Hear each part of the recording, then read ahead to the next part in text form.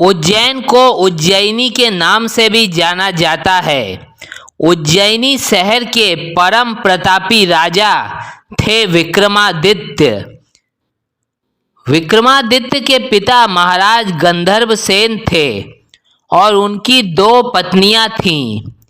एक पत्नी के पुत्र विक्रमादित्य और दूसरी पत्नी के पुत्र थे भृतहरि। गंधर्व सेन के बाद उज्जैनी का राजपाट भृतहरि को प्राप्त हुआ, क्योंकि भृतहरि विक्रमादित्य से बड़े थे। राजा भृतहरि धर्म और नीति शास्त्र के ज्ञाता थे।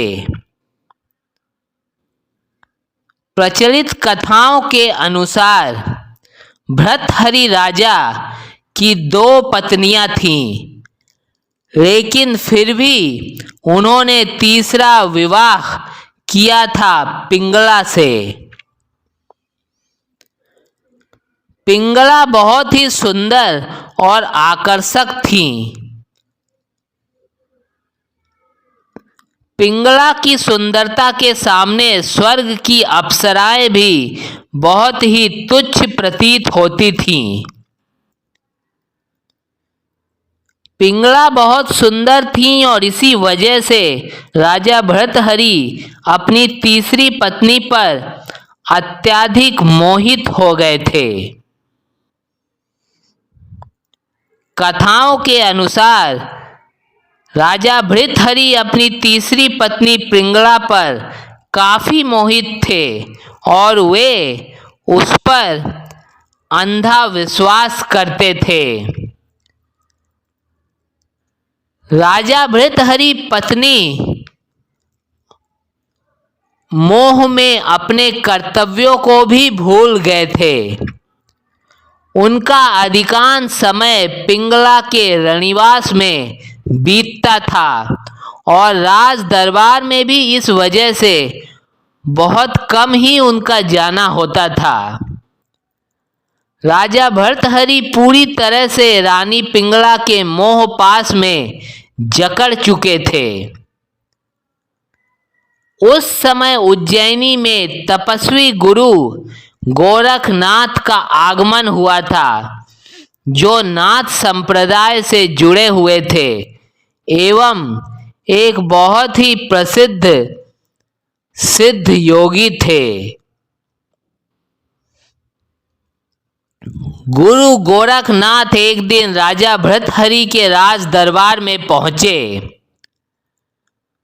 राजा भृतहरि ने गुरु गोरखनाथ का उचित आदर सत्कार किया।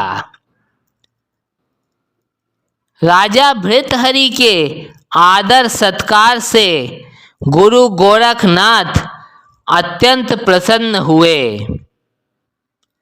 प्रसन्न होकर गुरु गोरखनाथ ने राजा भृतहरि को एक फल दिया और कहा कि यह फल खाने से वे हमेशा ही जवान बने रहेंगे। कभी भी बुढ़ापा उनके पास भी नहीं फटकेगा और उनकी सुंदरता सदैव ही बनी रहेगी। वह चमत्कारी फल देने के बाद गुरु गोरखनाथ राजा भृतहरि के राजमहल से चले गए। राजा भृतहरि ने फल लेकर सोचा कि उन्हें जवानी और सुंदरता की क्या आवश्यकता है। चूंकि राजा भृतहरि अपनी तीसरी पत्नी पिंगला पर अत्यधिक आसक्त थे, अतः उन्होंने सोचा कि यह फल यदि रानी पिंगला खा लेती हैं तो वह सदैव सुंदर और जवान बनी रहेंगी। यह सोचकर राजा भृतहरि ने रानी पिंगला को वह फल खाने के लिए दे दिया। उधर रानी पिंगला राजा भृतहरि पर नहीं अपितु उनके राज्य के कोतवाल पर मोहित थीं। यह बात राजा भृतहरि नहीं जानते थे।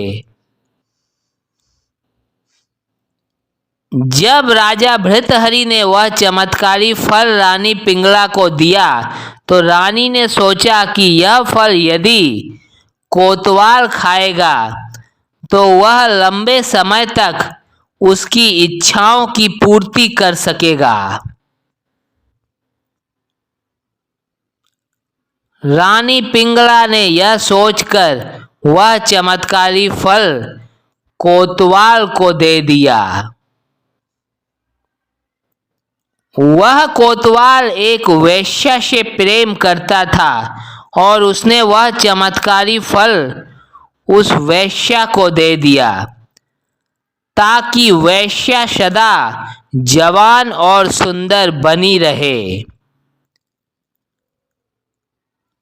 वेश्या ने वह फल पाकर सोचा कि यदि वह जवान और सुंदर बनी रहेगी तो उसे यह घृणित कार्य हमेशा करना पड़ेगा। नरक समान जीवन से मुक्ति नहीं मिलेगी। इस फल की सबसे ज्यादा जरूरत हमारे राजा को है। राजा हमेशा जवान रहेगा तो लंबे समय तक प्रजा को सभी सुख सुविधाएं देता रहेगा। यह सोचकर उसने चमत्कारी फल राजा भृतहरि को दे दिया। राजा वह फल देखकर हतप्रभ रह गए। राजा ने वेश्या से पूछा कि यह फल उसे कहाँ से प्राप्त हुआ। वेश्या ने बताया कि यह फल उसे कोतवाल ने दिया है। जब कोतवाल को बुलवाया गया तो उसे सख्ती से पूछने पर उसने सब सच बता दिया। जब राजा भृतहरि को सारी सच्चाई ज्ञात हुई तो वह समझ गए कि रानी पिंगला उनसे छल कर रही है। रानी के धोखे से राजा भृतहरि के मन में वैराग्य उत्पन्न हो गया और वे अपना संपूर्ण राज्य विक्रमादित्य को सौंपकर उज्जैनी की एक गुफा में गए और उसी गुफा में राजा भृतहरि ने 12 वर्षों तक कठोर तपस्या की। फिर बाद में राजा भृतहरि ने गुरु गोरखनाथ को अपना गुरु बना लिया और गुरु गोरखनाथ से दीक्षा ग्रहण की।